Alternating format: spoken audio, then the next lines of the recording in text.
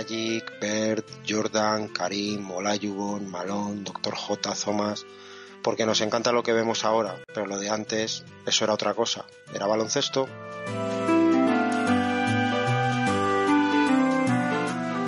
Llevamos esto, no sabemos muy bien a dónde, entre mi compañero Manuel y quien nos habla, José Manuel.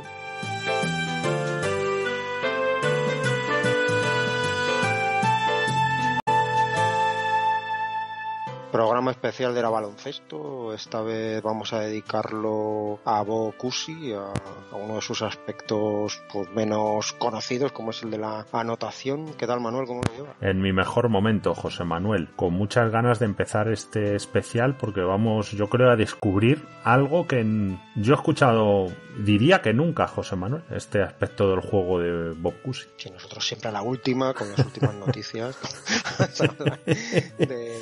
Ya nos vamos a los años 50, así que vamos a darle un repaso. No es una biografía de Bob Cousy ni de todo lo que consiguió y sus logros, aunque daremos algunas pinceladas de esto, sino más una pildorita sobre este aspecto de su juego. Así que nada, comenzamos.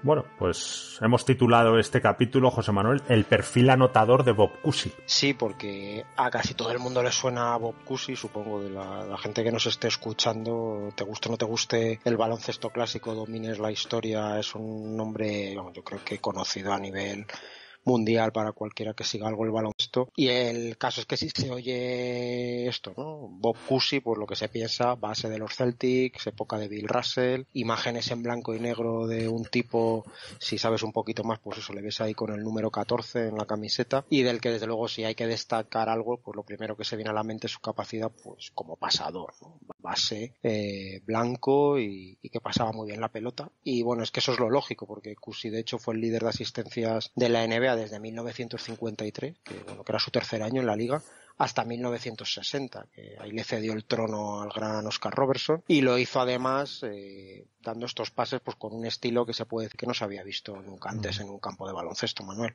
Sí. De hecho, cuesta encontrar vídeos, ¿no?, dedicados al que no se centren en sus asistencias. Correcto, que es lo lógico, que quizá es el aspecto más destacado y lo que tú dices por lo que ha pasado la historia, pero claro, es que estos grandes jugadores eran mucho más. Vamos a ver, este tema de pases por la espalda, mirar hacia otro lado, bueno, hubo un precursor en el juego que era Bob Davis, el Houdini de Harrisburg, que parece que fue el inventor del dribbling, ¿no?, por detrás de la espalda, o sea, una especie de Cousy antes que Cousy. De hecho fue un jugador que destacó en los años 40, pero claro, antes era mucho más difícil, José Manuel, porque no era tan fácil, como no fueses al campo, no era tan fácil acceder a ver a otros jugadores. Claro, el tema es que esta gente realmente inventaba. Eso es. Porque no tenía como ahora el acceso a ver en YouTube vídeos ni en la televisión, se echaban imágenes realmente casi de partidos.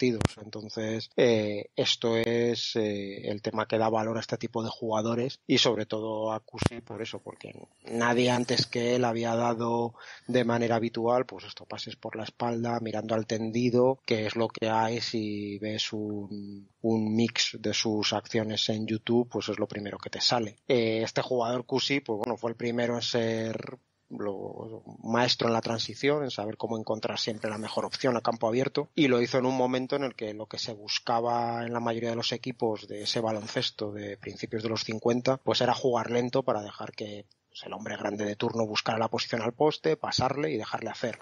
Y bueno, ahí hay que dar mérito también a su entrenador, Red Auerbach, que supo conjugar su idea del baloncesto con un jugador como este para darle rienda suelta ahí en el campo. Sí, lo decimos siempre, José Manuel, en todos nuestros programas, ¿no? Cambiar dinámicas ha sido siempre difícil. Y yo creo que debe darse el mérito pues tanto a jugadores como tú dices o entrenadores que son capaces de ver más allá de lo que se hace en su época, ¿no? Y ver, no solo de cambiar, porque bueno, cambiar podemos hacerlo todo, sino cambiar para que realmente sea útil para su equipo.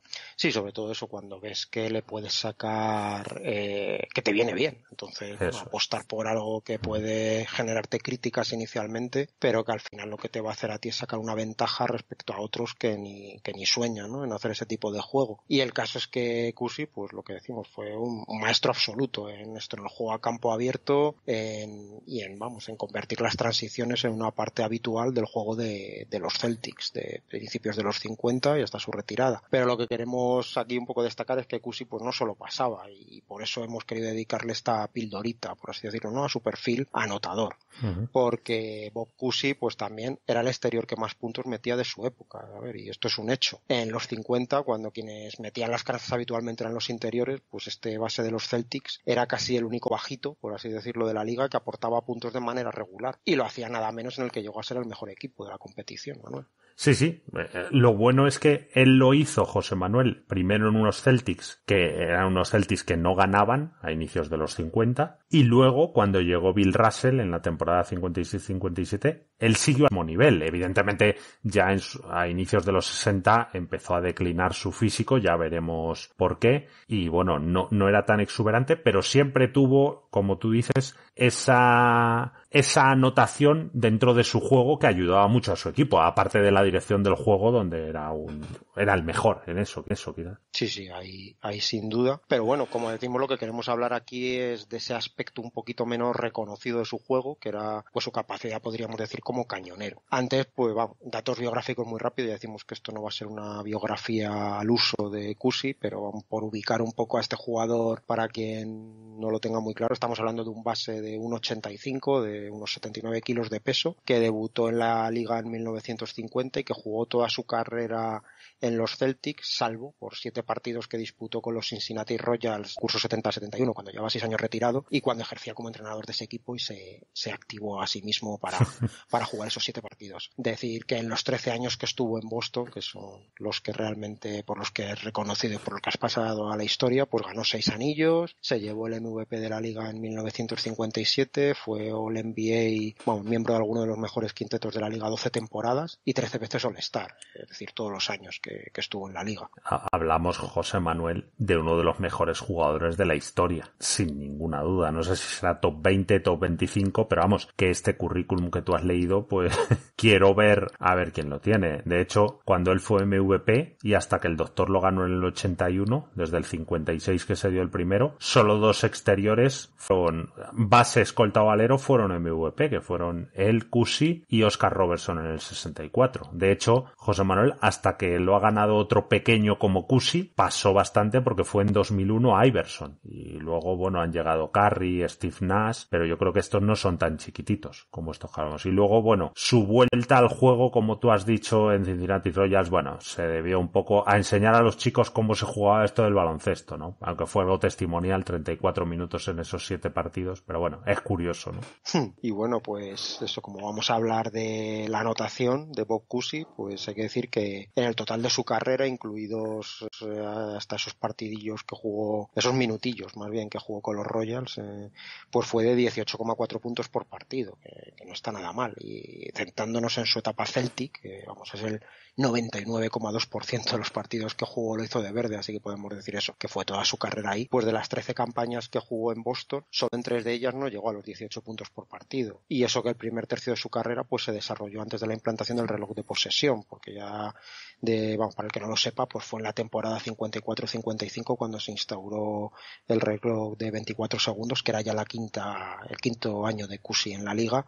Así que vamos, estos registros para mí por lo menos son bastante impresionantes. Sí, de hecho, José Manuel, en las temporadas en las que no llegó a esos 18 puntos que has comentado, fueron la primera, la penúltima y la última. En 10 temporadas, en las 10 temporadas centrales con los Celtics, se movió entre los 18 y casi los 22 puntos de media, o sea que también era un tipo bastante regular, José Manuel, en su juego. En playoff, hasta conseguir el primer anillo, estuvo 3 temporadas con más de 25 puntos de media y otras 2 más de 21, con la primera 14. O sea, que estamos hablando de un jugador, pues eso, que aparte cuando era cuando había que hacerlo más, pues era cuando se exigía ayudar más al equipo. De hecho, en 3 ocasiones fue el máximo anotador de los playoffs en esas temporadas que comentamos antes de los anillos. Con los Celtics campeones del 57 al 63, aunque en el 58 no lo consiguieron, estuvo entre los 14 y los 20 puntos aproximadamente. O sea que en playoff mantuvo esa buena dinámica, José Manuel. Sí, con todo esto que hemos dicho es que, hubo un periodo en concreto de 4 años entre la campaña 51-52 y la 54-55 en los que Cousy podría haber liderado la NBA tanto en puntos como en asistencias. Y esto lo decimos porque fue 4 veces top 4 de anotación con 2 segundos puestos en esos 4 años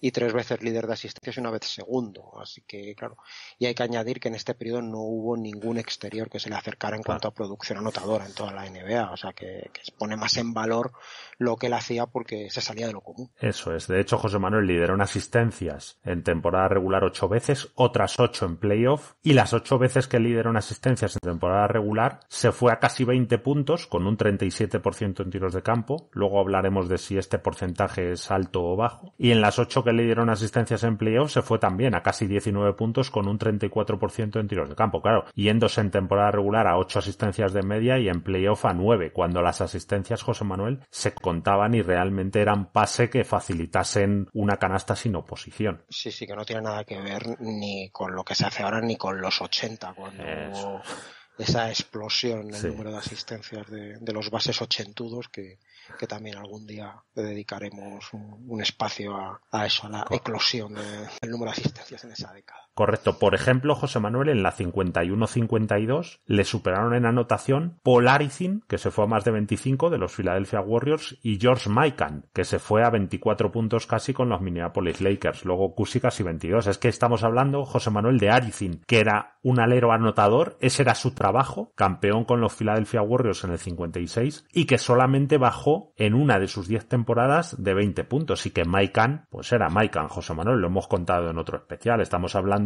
pues del jugador que dominó esa época, ¿no? De los inicio de los 50, finales de los 40. Entonces hay que dar mucho mérito, como tú has dicho antes, a que Bob Cousy no era un especialista y aparece ahí entre superjugadores. Luego, en la 52-53 le superaron Neil Johnston de Warriors, que también fue campeón en el 56 con Arizin, un pívot estelar de la era pre-Russell y posterior a Mikan, y su compañero, el compañero de Cousy, Ed Macauley, que también era pívot. O sea que vemos que había 3 pivots por delante de él, y luego ya venía Cousy. Mucho mérito, José Manuel.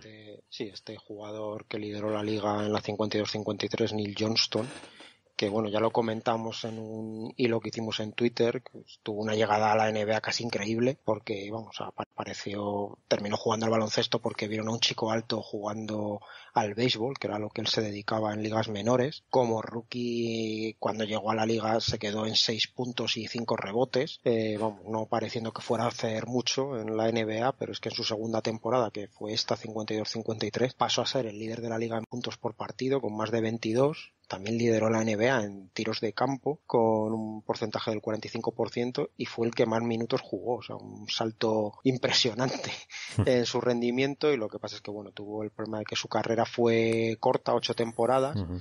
Pero estuvo ahí entre el final de la época de dominio de Mikan y el inicio de Russell y Wilt Chamberlain. Pues se puede decir que fue el pívot más importante de la liga, y también es uno de estos jugadores desconocidos que de los que nos gusta estos hablar a veces en Twitter, y que tuvo estos numerazos en esta campaña 52-53, Manuel. Exacto. José Manuel, eso que hizo este jugador de llegar un primer año a acostumbrarse y luego explotar, ha pasado en todas las épocas, pero lo hace gente con mucho talento, ¿no? Y no ha sido sencillo nunca el decir, oye, llego a una liga, me voy acostumbrando, pero de repente en cuanto me enseñan lo básico ya desarrollo el talento. Y en esas 2 últimas temporadas de ese ciclo que has dicho, la 53-54 y la 54-55, que ya fue la primera con reloj de posesión, solamente se vio superado por Neil Johnston, precisamente, Bob Cousy. O sea, quedó Neil Johnston y detrás él. Pues en ese periodo mencionado de 4 temporadas fue 3 veces máximo anotador de playoffs, que es lo que hemos dicho, de media. Y siempre, lo que tú has comentado, José Manuel, siempre el máximo anotador era entre los bases y escoltas de la liga en ese periodo de tiempo. Con lo cual, sobresaliente su rendimiento de cara al aro. Sí, por incidir más en su faceta anotadora, decir que en sus 9 primeras temporadas en la NBA, Cousy fue top 10 en anotación en 8 de ellas, mientras era además el mejor pasador de la liga en 7. O sea que estamos hablando unos números impresionantes en producción ofensiva. Eso es. Hasta la entrada del reloj de posesión en la temporada 54-55, como hemos dicho, pocos jugadores llegaban a los 20 puntos por partido, esto hay que decirlo, ni interiores ni exteriores, ninguno, lo que da más valor si cabe pues a las marcas de Bob Cousy, estas que hemos hablado, Manuel. Sí, eso, lo que decimos, Cousy, anotando y repartiendo tanto juego, al final generaba, pues estábamos hablando de cerca de 40 puntos por partido, ¿no? Que son muchos puntos viniendo de un solo jugador. Como tú has dicho, no pasaron, antes del reloj de posesión, no hubo más de 3 jugadores que llegaron a los 20 puntos, con lo cual en ninguna temporada. Sí, ya con el límite de posesión de 24 segundos establecido, a partir de esa campaña 54-55, meter 20 puntos de media sí empezó a ser más habitual. Ya en la 54-55 4 jugadores superaron esa marca, pero en la 59-60, o sea, solo 5 años después, el número ya había subido hasta los 13. Uh-huh. Y bueno, ese año de hecho fue cuando por primera vez se superó la barrera de los 30 puntos por partido, y lo hicieron tanto Jack Twyman como el mítico Will Chamberlain. Y bueno, Cousy no bajó su producción anotadora de los 18 puntos por partido hasta la campaña 61-62, o sea que le dio un poco igual que hubiera reloj de posesión o que no, y un poco lo que hemos dicho antes, ¿no? Hasta su penúltima campaña como Celtic, cuando ya tenía 33 años, muchos kilómetros, para la época por lo menos, en las piernas, y en Boston pues claro, es que tenía 1000 opciones en ataque con Tommy Heinsohn, con Bill Russell, Sam Jones, y bueno, pues aún así seguía siendo importante a pesar de la edad y de los menos minutos que jugaba. José Manuel, 33 años, muchos kilómetros en las piernas y en las maletas, que ya hemos dicho que los viajes no eran como los de ahora, eran líneas regulares, además no te dejaban en la ciudad. Mucho autobús. Eso es. Mucho autobús, y luego, bueno, que había back to back to back to back. O sea, había veces que jugaban 4 partidos seguidos, y luego la dureza de las canchas, no había fisioterapeuta, se salía más los jugadores. Bueno, como tú dices, esos 33 años estaban bien aprovechados. Y bueno, fue un jugador clave en los 6 campeonatos que consiguieron los Celtics con él. Y bueno, en su última temporada, José Manuel, en playoff, promedió 30 minutos, cuarto de su equipo, siendo el máximo asistente, 9 asistencias. Ya vemos que hasta su última temporada él se encargaba de dirigir al equipo, y cuarto en anotación con 14 puntos por partido. O sea, lo que quiere decir que, como tú has dicho antes, él mantuvo esa producción. Se adaptaba muy bien, es cierto, a sus compañeros, ¿no? Porque la realidad es que él siempre quería destacar dando asistencias y creando peligro con sus puntos para el base rival, y además su instinto asesino era comparable al de Russell, José Manuel. Ganar por encima de todo. Sí, eso era lo que les unía, casi lo único que les unía, ¿no? A estos dos jugadores. Sí. También algún día podríamos hablar de eso, de cómo fue la relación fría, digamos, fuera de la cancha que tuvieron siempre Bob Cousy y Bill Russell. Y bueno, de Cousy, pues ya hemos visto los promedios, y vamos ahora con la efectividad, que tú antes lo dejabas caer, Manuel.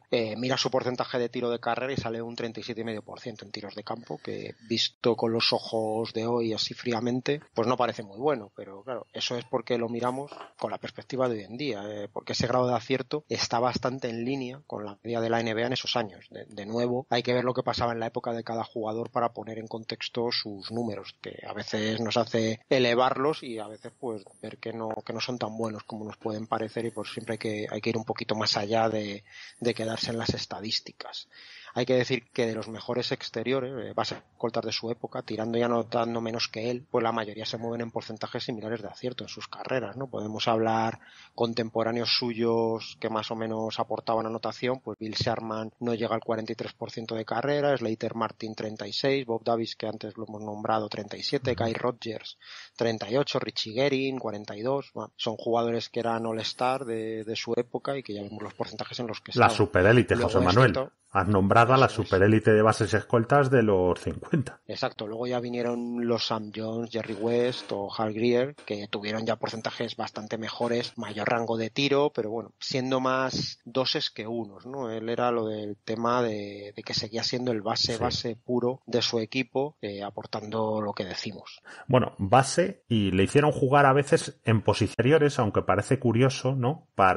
Contra Slater Martin, por ejemplo, en el 58, cuando se lesionó Bill Russell. Eso lo cuenta nuestro amigo Oscar Villares por Twitter y en una entrada que tiene también por ahí, que bueno, era un jugador que podía abusar si eran más chiquititos, ¿no? Pero bueno, eso es otra historia.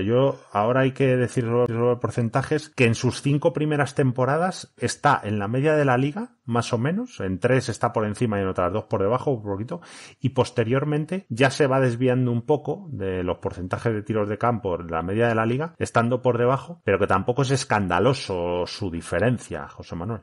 No para la importancia que tenía, eso en un juego que seguía estando dominado por interiores. Claro, vemos que aunque los mayores porcentajes de acierto de Cousy son en sus últimas 4 temporadas, como Celtic, que está siempre por encima del 41%, algo que no había conseguido en ninguna de las temporadas anteriores, también es cuando más por debajo está respecto a la media de la liga, porque claro, la explicación es que la calidad técnica iba aumentando en general y en el tiro en suspensión, sobre todo en particular, entre los jugadores que iban llegando a la liga. Correcto. Además de que físicamente, José Manuel, los jugadores eran mejores, se van incorporando jugadores de raza negra y que podían anotar más canastas cerca del aro entrando y al contraataque.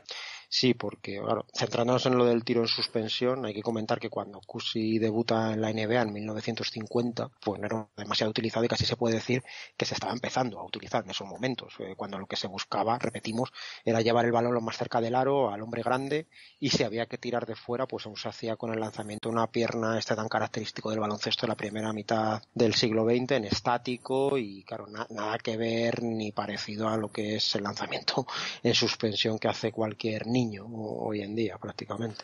Claro, como tú dices, era un recurso, yo diría que muy minoritario entre los jugadores. Yo creo que uno de los movimientos que se llevaban mucho era ganchos en movimiento, ¿no? Eso creo que lo hacían todos los jugadores, da igual la posición. Y tiros desequilibrados, pues apoyándose en una mano, ¿no? Y cuando estaban de parado incluso tiraban sin saltar. Y claro, eso pues hacía que los porcentajes bajaran. Sí, ya luego cuando Cousy se retira en 1963, cuando se retira de los Celtics, el tiro en suspensión ya sí que está completamente instaurado entre cualquier jugador de baloncesto de élite, un tiro que realmente Cousy nunca dominó, y siendo la mayoría de sus canastas pues fruto de penetraciones o lanzamientos a una mano tras bote, que ya pondremos algún ejemplo en Twitter, pero vamos, él nunca llegó a tener un tiro en suspensión característico, digamos. Sí, Kenny Sailors, José Manuel, fue un precursor del lanzamiento de suspensión en los 40, al que los entrenadores, José Manuel, le pedían que parase esa aberración. Insistimos en lo de las innovaciones, ¿no? No siempre se han visto bien, siempre hay puristas. Eso pasa ahora también, ¿no? Que se defiende el juego tal y como pues lo ha mamado cada uno, ¿no? Pero claro, lo que comentamos tú y una vez, creo, ¿no, José Manuel? Por esa regla de 3 habría, el baloncesto puro es jugando con las 12 o 13 reglas que dio Naismith, ¿no? Claro, sí. Bueno, esto es como ahora cuando estamos grabando esto en la temporada 2019-2020. Eso es. Claro, pues hay jugadores que están empezando a lanzar de manera habitual como un recurso de 9 metros, 10 metros. Hay gente que le parece que eso no es baloncesto. A lo mejor dentro de 10 años, claro, pues es lo más normal, ¿no? Que cualquier chaval que llegue a máxima categoría tenga en su repertorio el tiro de 9 metros. Y bueno, pues se hablará de los arcaicos que decían que eso no era un recurso, ¿no? Cuando la gente haga un 40% en el tiro desde 9 metros o desde el medio campo, yo que sé.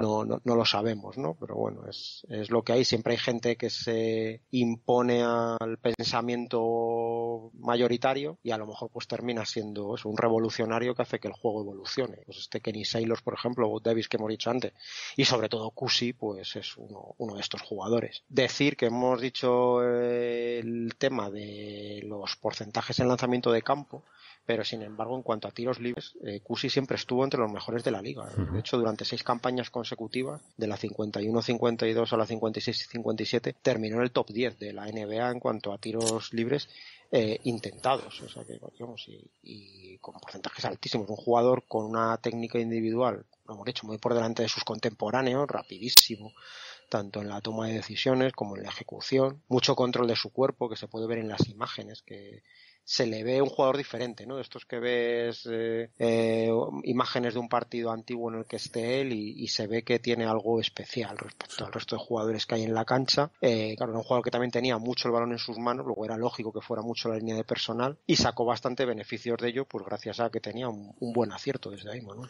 Sí, bueno, aunque tú le veías casi siempre votar con la derecha, votaba con la izquierda muy bien. De hecho, creo que fue porque de pequeño se partió la mano y tuvo que practicar. Sí. Y luego, además, que insistimos, claro, tú le ves votar ahí y parece ridículo, pero allí no había lo de palming ni nada. O sea, ahí retenías el balón un poquito y te pitaban pasos o dobles, lo que se pisaste en la época. O sea, realmente era un control de balón puro de botar la bola. Y bueno, era quitárselo, era una utopía. De hecho, José Manuel, esto que has comentado de los tiros libres, desde la 51-52 hasta la 53-54 en playoffs, de media, en todos los partidos de playoff de esas 3 temporadas, se fue 13 veces a la línea de personal, lo que es mucho para la posición que lo ocupaba. Y muy por encima de la liga todas las temporadas, José Manuel. Casi siempre 10 puntos porcentuales de promedio tenía más que la media de la liga. Y su media de carrera, José Manuel, 6 tiros libres por partido, lo cual está muy bien.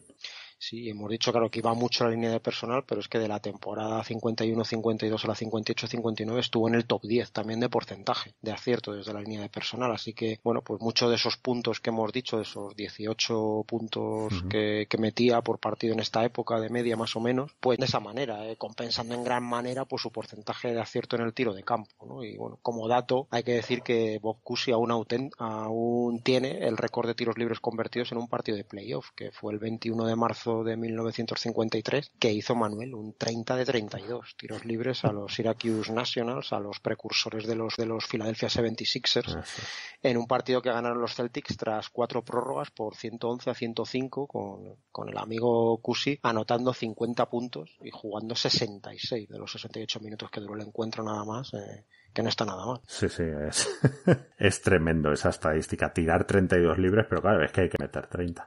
Otro dato curioso, José Manuel, de ese partido es que dio solamente 2 asistencias, es decir, cuando se tenía que dedicar a anotar, que es un poco lo que hemos defendido en esta pildorita, pues lo hacía, ¿no? Y defiende esa tesis de que no era un jugador que se limitase a repartir juego y a hacer jugar a otros, sino que, oye, si tenía que anotar, lo hacía y te cascaba 50 puntos. Así que bueno, pues esto claro, es que lo que queríamos destacar y poner en valor también dentro de las 1000 cosas buenas que se pueden decir de Bob Cousy, pues era esto, la capacidad anotadora que tenía, y decir que era algo más, ¿no? Que el base, simplificando, ¿no? Que el base que le daba el balón a Russell, que hacía malabarismos con la pelota, que bueno, para los 50 era realmente un malabarista. Ahora, yo me acuerdo hace 20 años que le oí una vez en una entrevista a Bob Cousy decir eso, ¿no? Que cualquier niño de 9 años hacía ya lo que hacía él, pero que claro, que en su época nadie más lo hacía, claro. Que ese es el mérito, ¿no? Y bueno, de hecho decir que su juego no tuvo realmente mucha réplica en los siguientes años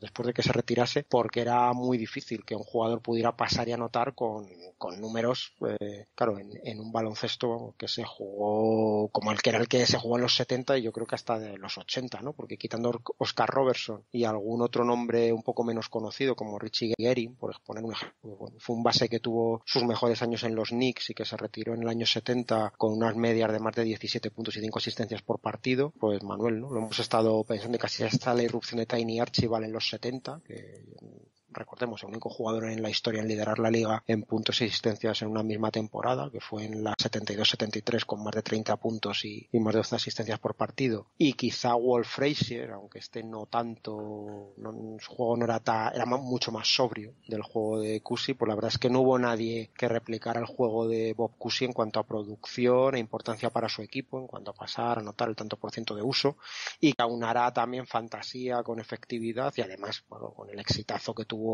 a nivel individual y colectivo, porque fue durante mucho tiempo la imagen de la liga. Entonces, un producto no muy replicado, Manuel, posteriormente a su retirada.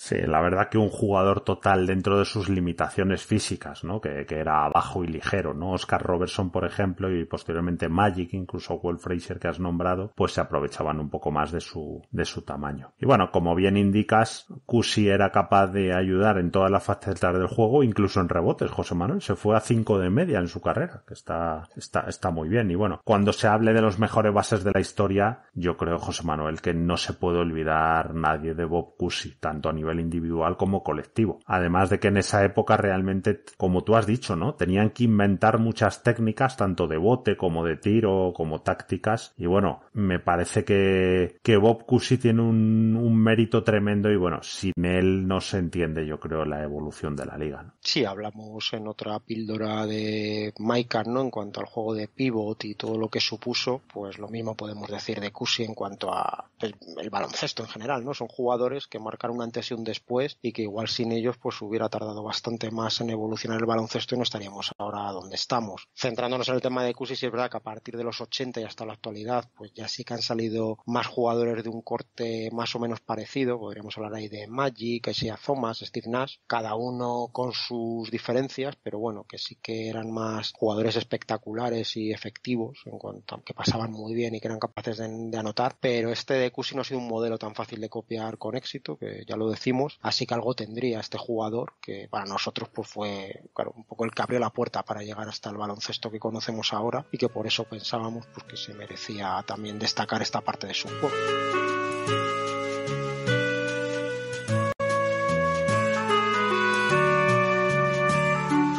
Hemos hablado de la capacidad anotadora de Cousy en una de estas pildoritas de entretiempo antes de empezar el repaso a la campaña 81-82, Manuel, y bueno, yo creo que esto es lo que decimos, ¿no? A ver qué le para la gente, pero temas puntuales que creemos que son interesantes y que está bien comentarlos, sobre todo cuando hablas de un jugador tan conocido como Cousy, bueno, pues centrarse en una cosa de la que no se habla tanto de él. Exacto, hombre, ya hemos dicho en el programa que Cousy es uno de los grandes de la historia por innovación, por calidad, porque ganó y luego encima esto, ¿no? Que no es que en una época de bases más bien distribuidores de juego, pues hacer la barbaridad de que hizo él de estar ahí en el top 10 tantos años y en el top 4 unos cuantos años, pues bueno, da perspectiva de la calidad que había y bueno, ver cómo ha evolucionado el juego, como otros, bueno, como tú dices, ha sido difícilmente replicable, pero bueno, como se ha intentado y bueno, es un espejo en el que fijarse.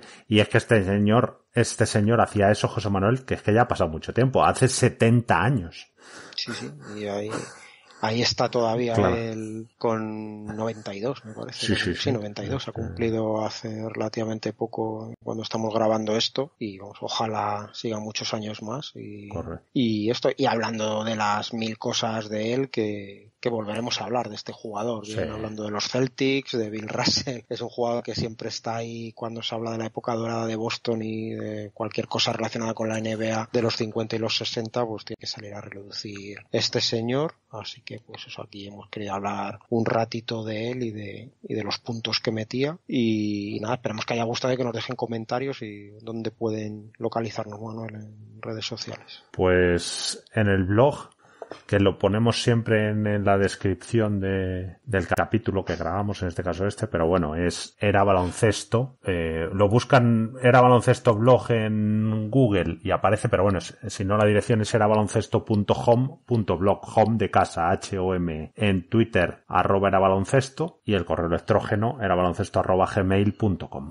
Perfecto, pues lo dicho, este formato que esperemos que guste, que ya nos dirán lo que nos parece, lo que les parece. Pues hemos llegado al final de este programa. Un saludo para todos y nos encontramos por aquí la próxima semana con otros temas interesantes. Fuerza y honor.